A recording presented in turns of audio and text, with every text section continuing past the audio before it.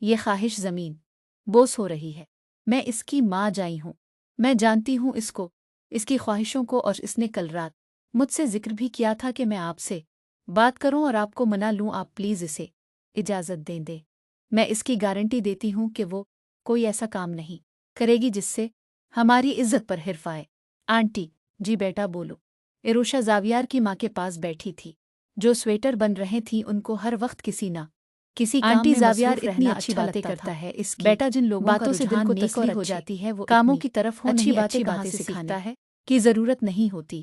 اروشا غور سے انہیں سن رہی تھی۔ آنٹی برا ہمیشہ اچھے لوگوں کے ساتھ ہی کیوں ہوتا ہے؟ اروشا جیسے بڑے افسوس سے پوچھ رہی تھی۔